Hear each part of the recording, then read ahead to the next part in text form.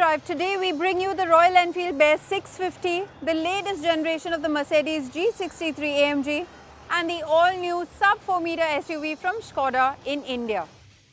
Hello and welcome to Overdrive. I am Soinida. The Royal Enfield 650 Bear is the fifth iteration of the Royal Enfield 650 platform and is quite different from the Interceptor that it is based on. So let's find out what makes it so different.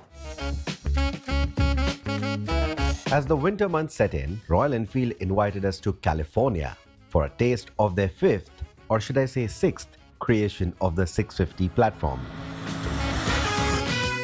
So we are in the United States, California to be specific. Now this region has a place called the Big Bear. I don't know if you've heard of it, but Big Bear is known for its arid landscapes, towering pines, the spirit of adventure and even desert racing. So I think it's the perfect setting to try out Royal Enfield's new beast, the Bear 650. In fact, we are going to be riding it in its natural habitat. And because it has all the bear necessities for an adventure motorcycle, let's see if this bear can roam around wildly and even attack those winding roads. So I think the styling is pretty spot on. I really like how they have done this plate. Now this plate cannot be removed. And if I have to go nitpicking, well, if your pillion is going to wear big riding boots, which ideally they should, in that case, this thing gets scratched very easily. Happened to a few of us during the ride. So that is one nitpicking that I'm going to do. But apart from that, I think if you're going to be riding solo with your bag on the back, I think it's just going to complete the look. It just looks brilliant. And for the first time, I actually don't have a favorite color amongst everything that is on offer because everything just looks good. Everything has something that is pulling me towards it. But if I had to choose, it would be the 249 because of the history that it brings to the table.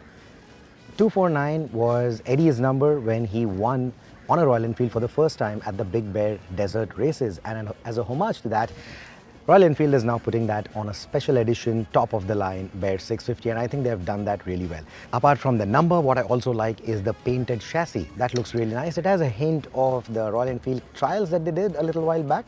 But this one looks a lot fuller with that bigger exhaust and that bigger engine. Now continuing with the design bits, what differentiates this from the Interceptor is of course the scrambler intent, and that shows off in the design as well. What you get are those knobby tires, 19-inch front, 17-inch rear. You also get a higher ground clearance, and that also has a bearing on the kind of stance that this motorcycle has. It looks slightly better in the black color because you also get those golden forks, so it just makes it look a little beefy. But in every other color as well, it looks either sporty or very scramblery, off-roady. It's got everything going for it. The Bear 650 sports upside-down Showa forks, similar to the Shotgun 650 but with longer inner tubes. At the rear, you've got conventional Showa shocks, none of that gas-charged business from the Interceptor, allowing 130mm and 115mm of travel front and rear, respectively. Now these tires, they definitely deserve a mention. Yes, they have an uncanny resemblance to the Pirelli Rally STR. But I'm not complaining because out on the road, they performed quite well. Even off the road, they do quite well. So if you're in the market for these very sizes, and if the Rally STR was on your mind, but it wasn't really fitting your pocket, or if it wasn't available because of the problems that we're facing with tires right now in India, I think these MRFs are going to be an excellent viable option, and they're going to save you a ton of money as well. The Bear 650 comes with a hollow front hub and a new front rotor while keeping the Interceptor's 320mm disc diameter. At the rear, there's an upgrade to a 270mm disc from the Super Meteor, up from the Interceptor's 240mm. Rider foot pegs are moved forward, with the handlebars slightly raised and pulled back for a more relaxed position, making it easier to stand on rough terrain. The rib seat, true to the scrambler form, is flat but has a slight rear uptick.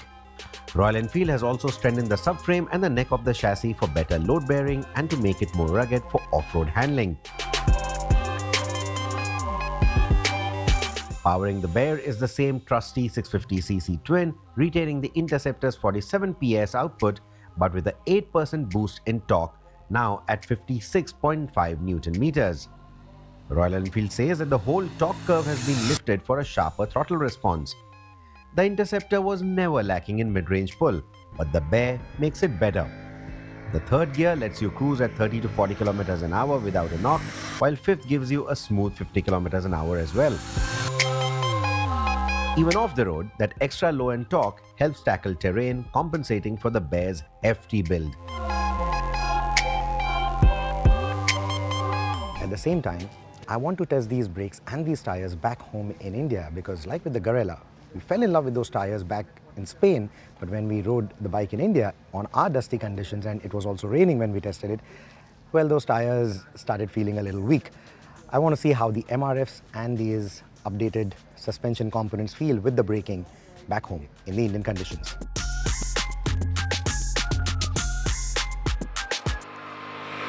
At the latest EICMA show in Milan, Royal Enfield has also showcased their very first electric motorcycle, the Flying Flea C6, which will launch in the country early 2026. That's something to look forward to. You can check out the walk-around video on the Overdrive YouTube channel as well. We'll take a very quick break here on the show, but coming up on the other side, we'll tell you all about the latest iteration of the Mercedes G63 AMG. Welcome back, you're watching Overdrive. I have a very pertinent question to ask. Why does a very boxy designed Mercedes-AMG G63 still rule the Indian roads? Well, it's time to find out.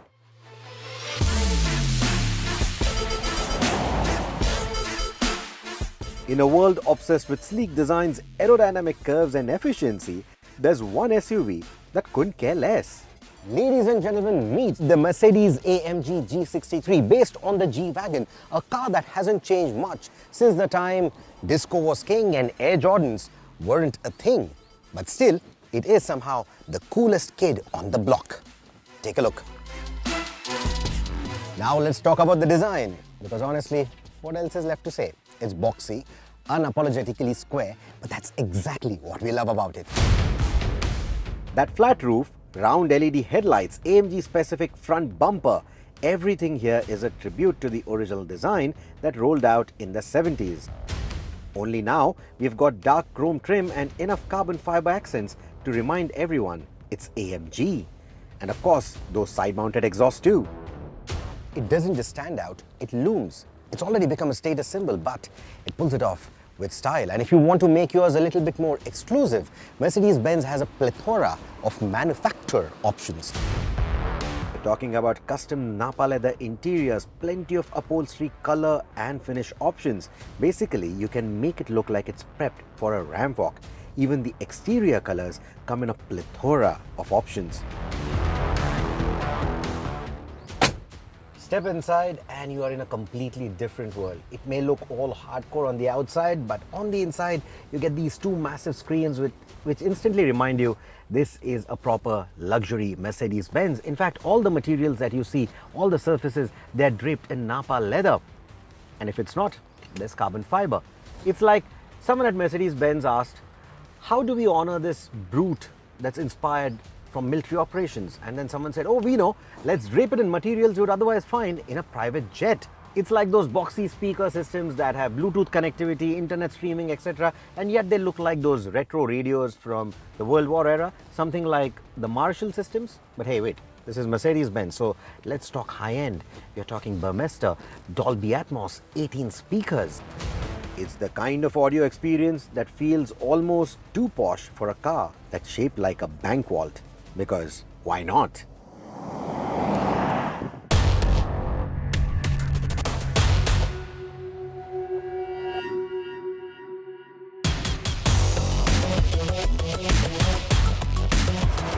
Now under the hood we've got Mercedes-AMG's electrified 4-litre bi-turbo V8.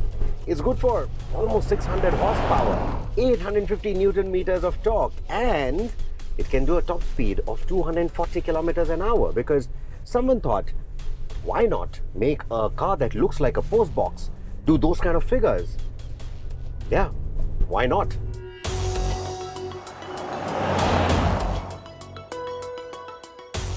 The G-Wagon laughs in the face of aerodynamics. I've said this before, it punches a square hole through the air.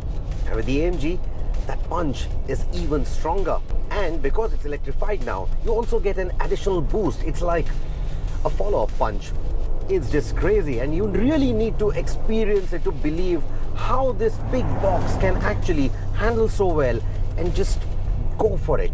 It attacks the horizon in a manner that I've never seen before, because I've never sat so tall doing that.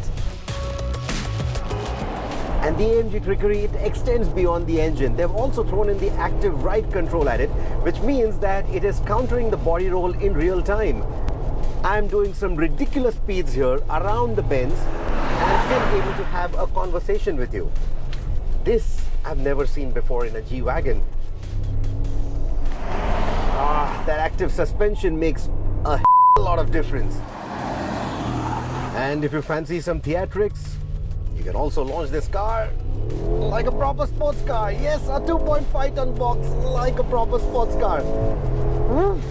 And if you're feeling a bit brave, you're feeling a bit adventurous, you can also just flip through the driving modes and go off-roading with this. Yes, this AMG can go off the road, and quite well.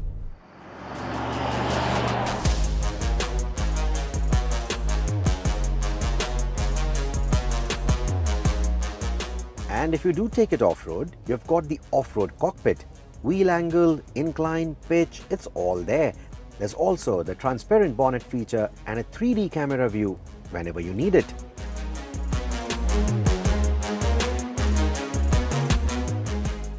Even the rear passengers get screens which show all this off-road data, roll, pitch, angle, all of that, to tell them just how close they are or at what angle they are on the mountain slope or how close they are to rolling over. It's basically rear seat reality TV for those who might just think of the G-Wagon as a Sunday casual drive car.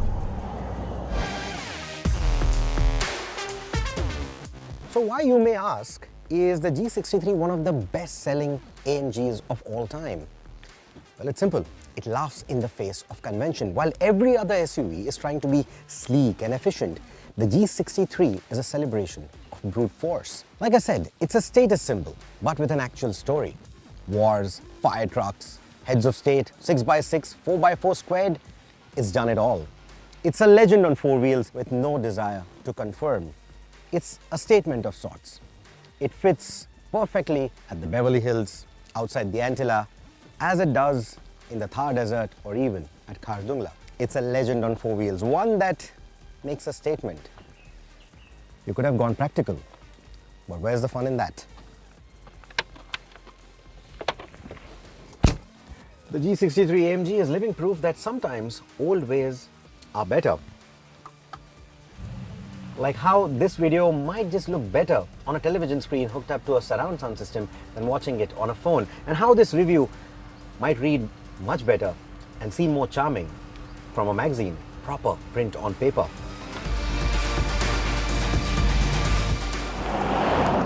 Time to head into our final break here on the show, but coming up on the other side, we tell you all about the new Skoda Kylaq.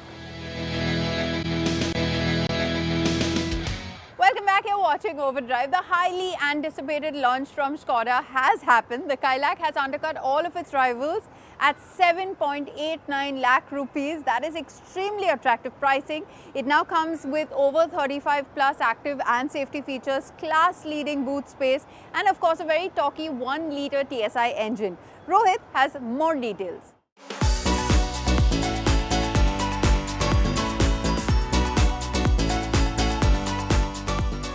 This is the new Skoda Kylaq. Of course, the name is not here.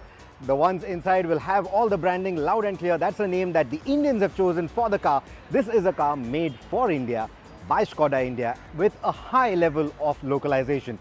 This is their first proper sub-4 meter crossover offering. Let's not count the Fabia Scout in there because this is a proper SUV look. So let's take a closer look at the vehicle and talk about what are the key changes, what are the key highlights. You get the headlights in the bumper, you get that beautiful LED brow, and you get this proper 3D ribbed effect for the grille. 17 inches is what you're going to get on the top end variants. They are shod with 205/55 section tires. Now these are going to be the Seat Secura drive, at least at launch. Now you get the request sensor even for the passenger side, and if you look down below, you get this beautiful pattern on it. It's subtly done, but a nice pattern that you will see on those rub rails. Now let's move over to the rear. I would have liked to see slightly bigger, slightly longer tail lights, and when I say longer, horizontally, that would have been much better. It would have established a nice sense of width also to the car, not just the sense of height that they're trying to go with. And those stubby LED tail lights. Now this particular design detail, it reminds me of some of the older Skoda and Volkswagen cars like the Polo, for example, or even the older Rapid, and it's a nice design touch. Again, the sculpting is quite nicely done on the entire boot. And speaking of the boot, let's also step in and see what the boot space is going to be like. Now let's take a look at the boot. That's the boot space for you. 446 liters of boot is what you're going to get. You also see a 60-40 split seat, so you can add a bit more versatility there. This is not an electric boot. Of course, you can't expect it at this price. I'm going to come to the price in a bit. So this is going to be done manually. Now let's also go inside and see what the space is going to be like. Now the doors open nice and wide. The aperture is again quite good. Ingress and egress, not a problem at all. Space, of course, like a typical sub 4 meter vehicle, is not going to be the best. Now I am 5'8". With this kind of seating, this is the kind of knee room that I get. Headroom is pretty decent. They have also scooped out the headliner to improve on the headroom, but anyone taller than 6 feet is going to have a bit of a problem here. It's going to be a bit of a squeeze. You also get the center armrest with 2 cup holders, and they have done 3 adjustable headrests at the back, which means you can squeeze in 3 adults if you want to, and you're going to still get whiplash protection for them. The other features include these rear AC vents and 2 USB-C ports. And because Skoda, simply clever, right? So they've given this little space for your phone, and then more space in the seat back for your documents, iPad, etc, etc. Let's now talk about the front of the cabin. So what you get here is the push button starter with a chrome ring around it. This is where you're going to adjust the headlamps from. Okay, that's a really powerful AC, so let's reduce the fan speed. So you've got this touch panel right here for your HVAC controls. You will also see ventilated seats. So we have ventilated seats, 2-level adjustable for that, and then some of the traditional switches that you see here, including auto start stop. For the infotainment, you're going to get an 8-inch screen. For the instrumentation, you can see it's got a MID as well, the multifunction steering wheel right here. Now this is going to be a 2-spoke design like we saw on some of the other Skoda cars. It's got those roll and click switches. This layout, this instrumentation, all of that is pretty familiar. I hope it has Apple CarPlay and Android Auto support wirelessly. Wired support is definitely there. You also get a wireless charger in here. You get a 12-volt socket in here, 2 USB-C ports right here. You see the automatic selector right here, because what you're going to get here is a torque converter, a 6-speed torque converter, and also the option of a 6-speed manual. This is what the glove compartment looks like. Another clever touch is that little sunglass holder right there. Or the traditional placement is usually over here. You don't get that here. What you do get over here is controls for the sunroof, because there is a sunroof, but only for the driver's side, none for the rear passenger, as we saw. You get LED lights over here as well, and this is electrically operated. So let's now pop open the hood and take a look at the engine. The engine, like I said, it borrows some of the bits from the Kylaq. Now this is one important bit that it gets from the Kylaq. This is the 1-liter TSI engine. It's running right now. You can probably hear it. It's pretty silent. That is something that we have always liked about the Kylaq's engine. It's pretty refined for what it is, a 3-cylinder motor. It puts out the same amount of power, 115 PS and 178 Newton meters of torque. That's 115 PS of power. And it comes at the same zone as the Kylaq. So the tuning is not going to be very different. Of course, there'll be subtle changes here and there to suit the nature of this car. This car is going to be 7.89 lakh rupees. Now, as you would expect, this is introductory pricing, of course, and it is going to be pretty well spec'd even in terms of safety features, even for the base model. With that, it's a wrap on this week's edition of Overdrive. But remember, you can stay in touch with the team through various social media platforms, and you can write to us on YouTube as well. We'll see you next week. Until then, drive and ride safe.